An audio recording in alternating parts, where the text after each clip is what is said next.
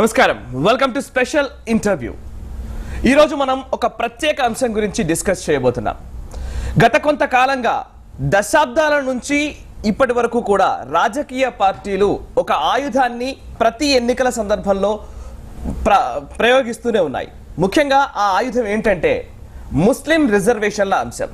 ముస్లింలకు సంబంధించి రిజర్వేషన్లు పెంచాలనే ఉద్దేశంతో అన్ని రాజకీయ పార్టీలు ఆయా సందర్భాల్లో వ్యాఖ్యానించడం, ఎన్నికల సందర్భంగా ఆ అంశాన్ని ఎన్నికల ప్రచారంలో విరివిగా ఉపయోగించడం జరుగుతూ ఉంది.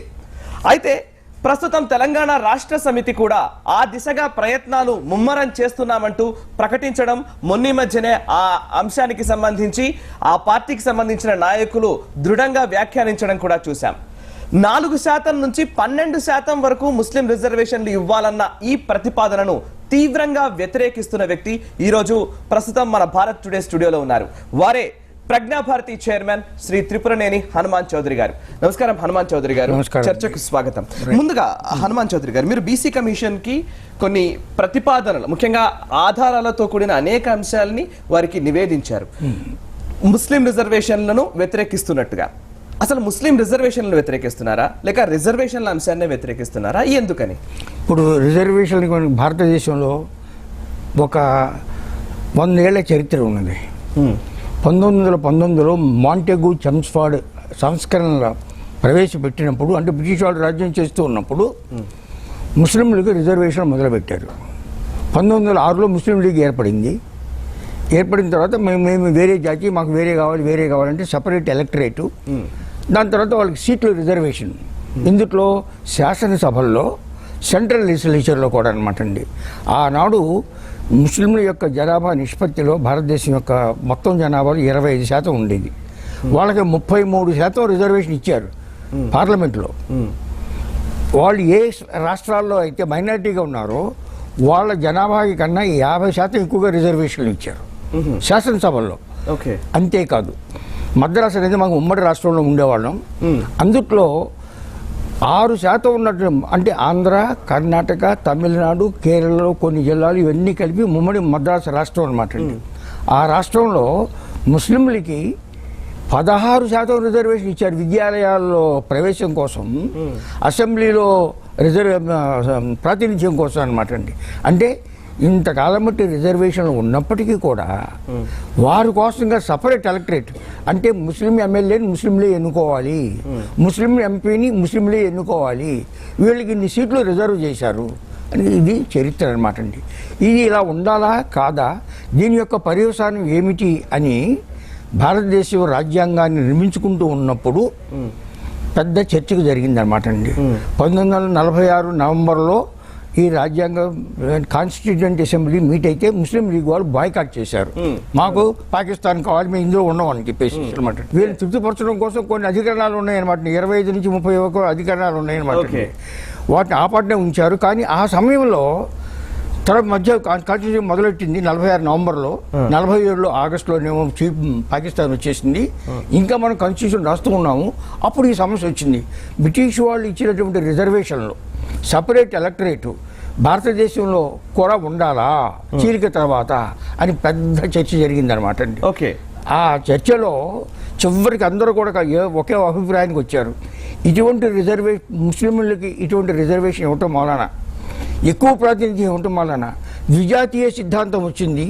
మేము భారతీయులం కావని చెప్పారు, వేరే దేశాన్ని వారి కోసం ఏర్పరచుకున్నారు.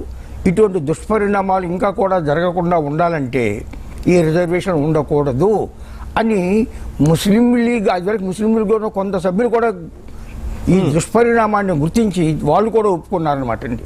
మొట్టమొదటిగా క్రిస్టియన్లు వచ్చి మాకు రిజర్వేషన్ వద్దు అన్నారు. ముందు మా క్రిస్టియన్ హెచ్ ముఖర్జీ అయిన వాళ్ళ లీడర్ అనమాట అండి. ఇండియన్ క్రిస్టియన్స్ అంతా మాకు వద్దన్నారు. పార్షియల్ అంతకన్నా మైనారిటీ మాకు వద్దన్నారు. ఇది భారతదేశం స్వతంత్ర దేశంగా వస్తుంది, మనం ఒక ఉమ్మడి జాతిని సృష్టించుకోవాలి, అంతేగాని మత ప్రాతిపదిక పోయినా రిజర్వేషన్ ఇవ్వటం మన దేశం విచ్ఛిన్నమైపోయింది, ఇది ఉండటానికి అవకాశం లేదని చెప్పేసి రిజర్వేషన్ని వాళ్ళకి తీసివేసి ఎవరికి ఉండాలన్నారు. ఓకే. కొన్ని సహస్రాబ్దాల నుంచి, కొన్ని వేల సంవత్సరాల నుంచి అంటరానితనానికి గురైనటువంటి, బహిష్కృతులైనటువంటి, దళితులైనటువంటి, నిర్ధనులైనటువంటి, ఆజన్మాంతం నిర్ధనులుగా ఉన్నటువంటి వీరికి వివక్షత ఈ సమాజం చూపించింది కాబట్టి ఓకే. షెడ్యూల్డ్ కులాల వారికి, షెడ్యూల్డ్ ట్రైబుల్ వారికి రిజర్వేషన్లు ఉండాలి. అది కూడా మొట్టమొదటి ఏమన్నా 10 సంవత్సరాల వరకు చాలు అన్నారు. దాని తర్వాత పెరుగుతూ వచ్చింది అనుకోండి. ఓకే, అంటే ఇప్పుడు మీరు చెప్తున్న ప్రకారం ఒక షెడ్యూల్ ట్రైబ్ కి లేదా షెడ్యూల్ కాస్ట్ కి సంబంధించిన ఎస్సీ, ఎస్టీ, బడుగు, బలహీన వర్గాలకు మాత్రమే రిజర్వేషన్ ఉండాలి, వెనుకబడిన వర్గాలకు ఉండాలి, కానీ ముస్లింలకు వద్దు అంటున్నారు. అదే కదా మీరు అదే చెప్పేది? కాదు, ముస్లిం వెనుకబడినవారా కాదా? కాదు. ఎలా, ఎందుకు, ఏ విధంగా వెనుకబడ్డారు అనేది ఆలోచించాలి. Yes. వాళ్ళు ఏమంటున్నారు, మేము వెనుకబడ్డామంటున్నారు. మరి 600 సంవత్సరాలు ఈ దేశాన్ని పాలించారు. ఒక సంవత్సరం కదా, 600 సంవత్సరాలు పాలించారు. పాలించినప్పుడు 90% ఉద్యోగాలన్నీ కూడా ముస్లింలకే. తెలంగాణ తీసుకోండి, 1948 17 సెప్టెంబర్ వరకు కూడా అక్కడ రాజ్యం చేసింది ఎవరు? ముస్లింలే కదా. 90% ఉద్యోగాలన్నీ కూడా ముస్లింలకే ఉన్నాయి కదా. భాష మన తెలుగు లేదు కదా. ఉర్దూ ఏమో రాజభాష, మాధ్యమం, విద్య యొక్క మాధ్యమం ఉర్దూ అనమాట అండి. 600 సంవత్సరాలు రాజ్యం చేసిన వాళ్ళు ఎలా వెనుకబడ్డారు? వాళ్ళు రాజ్యం చేసినప్పుడు ముందు ఉన్నారా? కానీ ఈ 70 సంవత్సరాల నుంచి ఆ రాజ్యాధికారం లేకపోవడం వల్ల వెనుకబడ్డామని చెబితే ఏమంటారు? అంటే రాజ్యాధికారం ఉన్నప్పుడు దోచుకున్నాం. ఓకే, బాగా దోచేసుకున్నాం.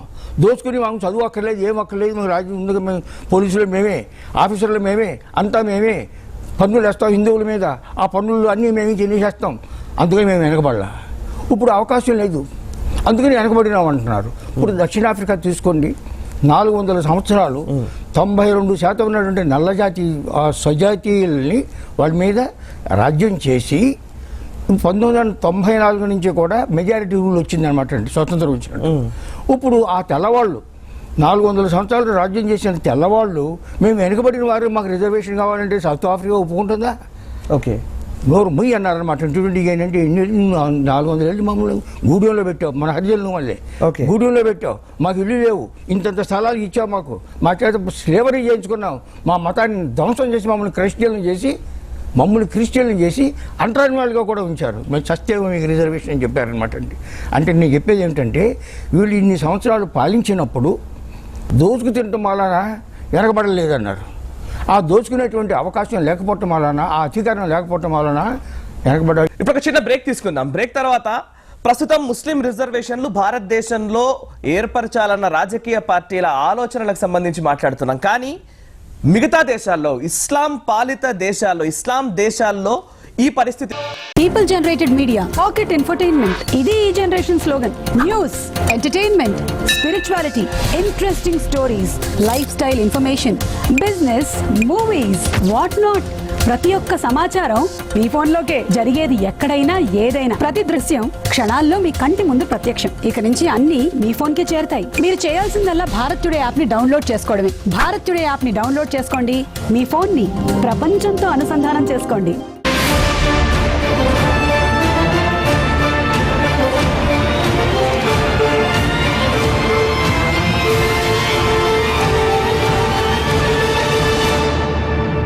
ఇప్పుడు ముస్లింల స్థితిగతులు అంత చెప్పుకోదగ్గ విధంగా లేవు. అందుకోసమే వారిని మళ్ళీ అందరితో సమానంగా వారు రావాలి అని అంటే రిజర్వేషన్లు కావాలనే ఒక అభిప్రాయం కూడా పార్టీలు ముఖ్యంగా లేవనెత్తున్న అంశం. వెనకబడతాను అంటే 1919-22 మధ్యలో ఖిలాఫత్ మూవ్మెంట్ అని జరిగింది భారతదేశంలో. అంటే టర్కీలో ఉన్నటువంటి సుల్తాన్ ఖలీఫా పదచ్యుతుడయ్యాడు.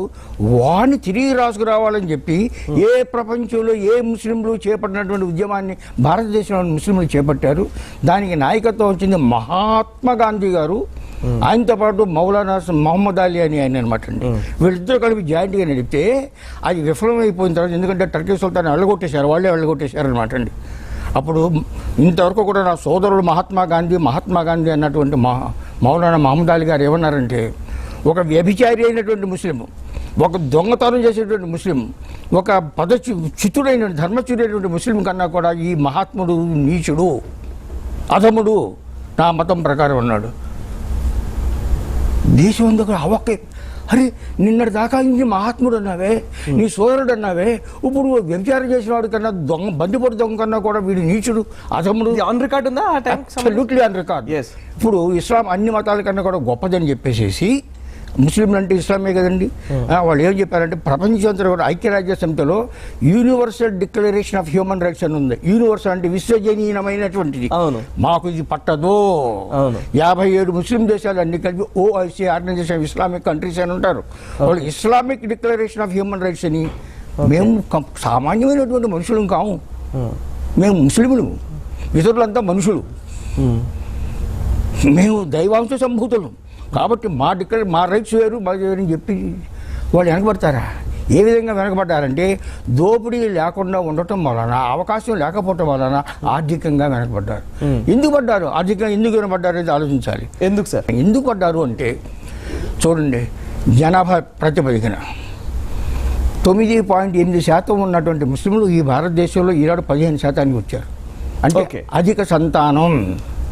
ఏమండి, ఒక్కొక్క కుటుంబానికి తీసుకున్నట్టయితే ప్రతి విషయంలో కూడా 7 ఇండికేటర్స్ ఉంటాయి అనమాట అండి. అంటే ఎలా? నాకు ఒక్క పాయింట్ సార్, మీరు అన్నట్టుగా 9.8% నుంచి 15% వరకు వచ్చారు అన్నది మీరు చెప్తున్నారు. అవును, హిందువులు 84%, 90, 80, 79 పడిపోయారు. ఓకే, అంటే జనాభా కూడా, అంటే ఓవరాల్ గా చూస్తే దేశవ్యాప్తంగా జనాభా పెరుగుతూ వచ్చింది కాబట్టి ముస్లిం జనాభా కూడా పెరిగింది అనుకోవాలి లేదా? కాదు, ఎలా? అదే చెప్తున్నాను అనమాట అండి.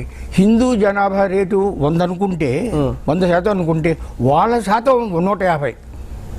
ఓకే. ఆ పెరుగుదల ఎప్పుడు కూడాను ప్రతి డీకేడ్లో కూడాను 1951 నుంచి జరుగుతున్నటువంటి ప్రతి 10 సంవత్సరాలు కూడా జనగణన జరుగుతుంది. జనగణన ప్రకారం X% కనుక ఆ 10 ఏళ్లలో హిందువులు ఇంక్రీజ్ అయితే వీళ్ళు 1.5 times ఇంక్రీజ్ అయ్యారు. కుటుంబం యొక్క సంఖ్య, ఒక్కొక్క కుటుంబంలో ఎంతమంది ఉంటారు అంటే ఇది ఫ్యామిలీ సైజ్ అనమాట అండి. అది హిందువుల ఫ్యామిలీ కన్నా 50% ఎక్కువ. ఒక్కొక్క స్త్రీకి ఎంతమంది పిల్లలు పుడతారు దాని ఫెర్టిలిటీ రేట్ అంటారు అనమాట అండి, 50% ఎక్కువ ముస్లింలో అనమాట అండి. అంటే ఈ జనాభా అమితంగా పెరిగిపోతున్నారు. ఒక్కొక్క కుటుంబానికి ఎక్కువ మంది ఉంటున్నారు, కుటుంబ సభ్యులు ఎక్కువగా ఉంటున్నారు.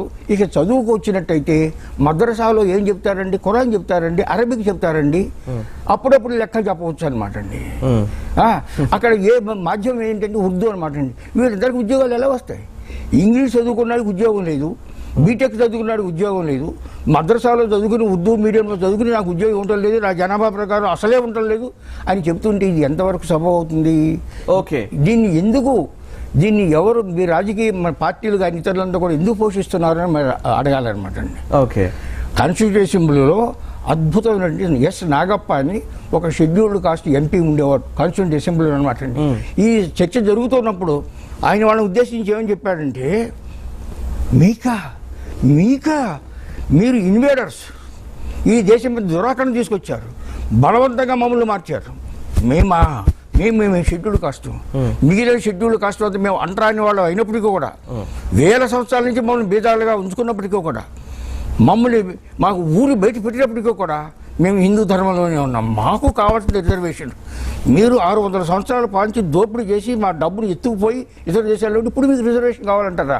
ఉంటానికి వీల్లేదండి. చెప్తున్న అంశం ప్రకారం ఇప్పుడు ఎస్ నాగప్ప గారు కోట్ చేసిన అంశాన్ని ఒకసారి ప్రస్తావిస్తే కనుక, నిజంగా అంటే ముస్లిం రిజర్వేషన్ల వల్ల ఇప్పుడున్న షెడ్యూల్డ్ కాస్ట్ లేకపోతే షెడ్యూల్డ్ ట్రైబ్స్ కూడా అన్యాయం జరుగుతున్నదన్న అభిప్రాయం కూడా వస్తుంది. ఏంటంటే కాన్స్టిట్యూషన్ అసెంబ్లీలో మన రాజ్యాంగం ప్రకారం ఏమనుందంటే, షెడ్యూల్డ్ కాస్ట్ కి షెడ్యూల్డ్ ట్రైబ్స్ కి చారిత్రకంగా అణదొక్కబడ్డారు కాబట్టి వాళ్ళకి రిజర్వేషన్ కాన్స్టిట్యూషన్ ప్రకారం ఇవ్వవలసిందే. అవును. వీళ్ళు కాకుండా దేశంలో విద్యాపరంగా కానీ సాంఘిక పరంగా కానీ వెనుకబడిన వాళ్ళు ఎవరన్నా ఉన్నట్టయితే వాళ్ళకు కూడా ఇటువంటి ఇవ్వవచ్చును అని మాత్రం ఇవ్వవచ్చును ఉంది. అప్పుడు గవర్నమెంట్ 1952-53లో కాలేల్కర్ కమిషన్ అని వేశారు. వాళ్ళు ఏం చేశారు, బ్యాక్వర్డ్ అంటే ఈ సమాజాన్ని అంతా కూడా విశ్లేషించి బ్యాక్వర్డ్ వాళ్ళని ఐడెంటిఫై చేయమని చెప్పారు. కాలేల్కర్ కమిషన్ ఏం చెప్పిందంటే, హిందువుల్లో 2954 కులాలు ఉన్నాయి, ఇందులో ఇన్ని కులాలు బ్యాక్వర్డు, విద్యాపరంగా సామాజిక పరంగా బ్యాక్వర్డు అన్నారనమాట అండి. దాని మీద ఈ ప్రభుత్వం ఏం తీసుకోండి, నెహ్రూ గారి ప్రభుత్వం ఏదప్పుడు. దాని తర్వాత ఈ జనతాదళ్ వచ్చిన తర్వాత వాళ్ళు మండల కమిషన్ ఒకటి వేశారనమాట అండి. ఆ కమిషన్ ఆయన ఏం చేశాడనమాట అండి, 2954 కాదు 4800 కులాలు ఉన్నాయన్నారు, ఇప్పుడు 6000 కులాలు ఉన్నాయన్నారు. ఓకే, ఏమండి అంటే ఏంటి, హిందూ సమాజాన్ని కులాలుగా విభజించడం. ఏమండి ఇప్పుడు ఎవరు ఉంటున్నారన్నమాట అండి, ఇది వెనకబడిన వాళ్ళు సామాజికంగా ఈ కులాలు వెనకబడినవి అని చెప్పారు. కాళేకర్ చెప్పాడు, మండలి చెప్పాడు అనమాట అండి. వీళ్ళకి వీపీ సింగ్ వచ్చి వీళ్ళకి రిజర్వేషన్ ఇస్తా ఉన్నారు, పెద్ద గొడవ ఏం తెలుసు కదా. మొదలుపెట్టాం. ప్రప్రథమంగా షెడ్యూల్డ్ కాస్ట్ కానీ షెడ్యూల్డ్ ట్రైబ్ కానీ హిందువుల్లో అంటే భారతీయ సమాజంలో వెనుకబడిన వాళ్ళు ఎవరు ఉన్నారంటే వాటిని బీసీలు అని చెప్పేసి వాళ్ళకి 27% రిజర్వేషన్ కాన్స్టిట్యూషన్ ప్రకారం ఇస్తున్నాం అనమాట అండి.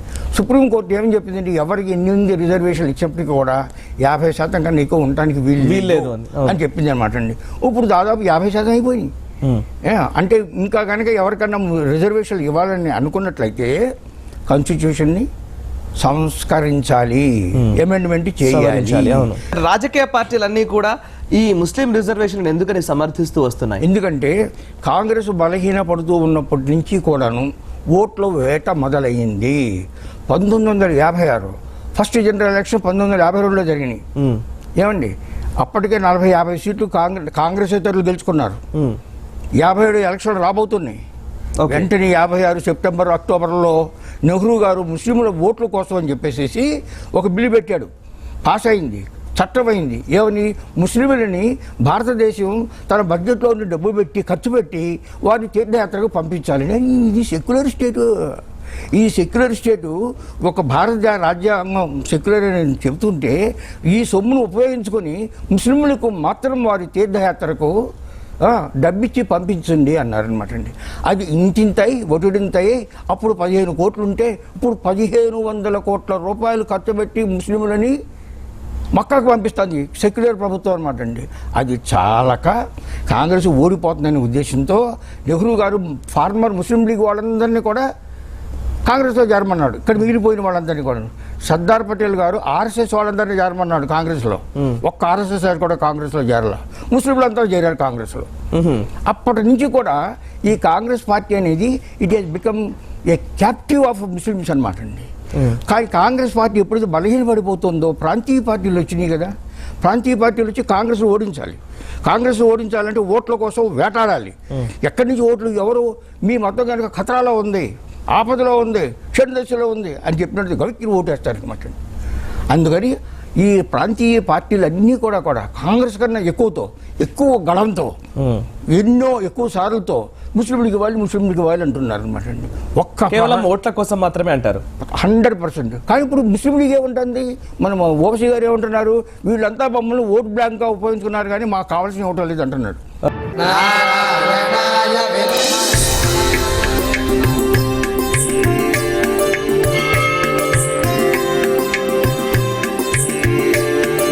పవిత్రతకు పరిమళానికి గౌదర్బార్ అగరబత్తి.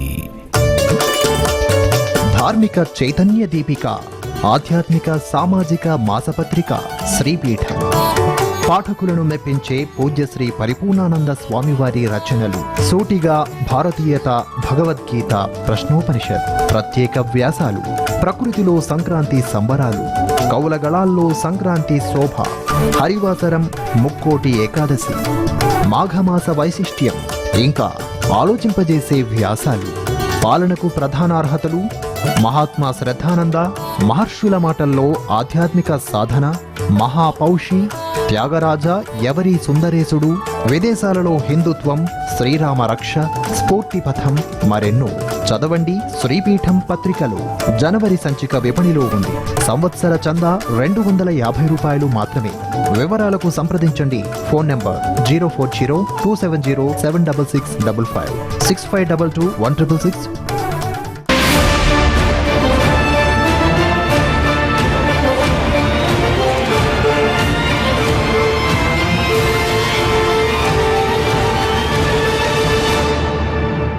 ఇంతకుముందు మీరు దక్షిణాఫ్రికా లాంటి దేశాలలో జరిగిన వివక్షత గురించి మీరు ప్రస్తావించారు. సరే, ముస్లిం పాలిత దేశాల్లో ఎటువంటి పరిస్థితి ఉంది? అద్భుతమైన ప్రశ్న అడిగారు.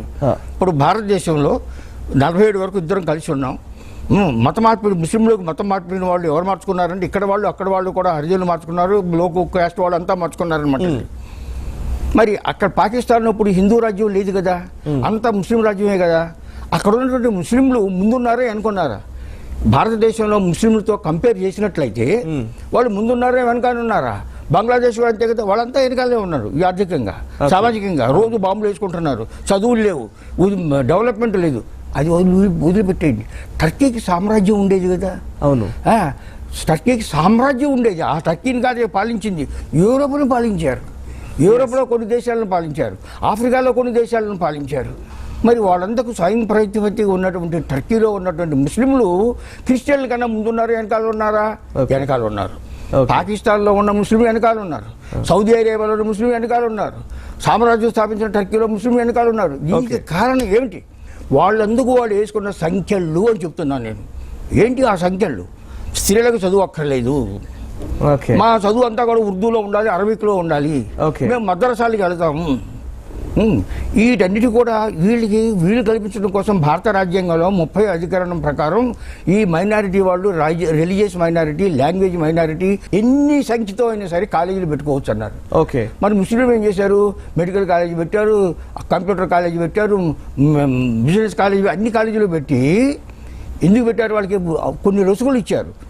ఇతరులు కనుక హిందువులు కనుక కాలేజీ పెట్టినట్టయితే గవర్నమెంట్ రూల్స్లో ఫాలో అవ్వాలి, ముస్లింలు పెడితే ఫాలో అక్కర్లేదు, క్రిస్టియన్లు పెడితే ఫాలో అక్కర్లేదు. అది చాలా సడలింపు ఉందన్నమాట అండి. ఇప్పుడు అందులో ఉన్న సీట్లు అంత ఎనుగోడి వాడు అంటున్నారు కదా, ఆర్థికంగా, విద్యాపరంగా, సామాజికంగా వెనకబడ్డాం అంటున్నారు కదా. పడినప్పుడు ఆ కాలేజీల్లో ఉన్న 100 సీట్లు కూడా వాళ్ళకే ఎందుకు ఇవ్వరు? అదే మన హిందువులు ఏం చేస్తున్నారంటే కాన్స్టిట్యూషన్ ప్రకారం 15% హరిజనులకు ఇవ్వాలి, దళితులకు ఇవ్వాలి, 7.5% షెడ్యూల్ ట్రైబ్స్కి ఇవ్వాలని చెప్పి ఎంట్రన్స్ పరీక్షలు 0 వచ్చినా సరే 15% మంది వచ్చే వరకు కూడా షెడ్యూల్డ్ కాస్ట్ వాళ్ళకి సీట్ ఇవ్వాల్సింది, ఇంజనీరింగ్లో కానీ మెడిసిన్లో కానీ. అదేవిధంగా ఎస్టీలు కూడా ఇవ్వాలండి.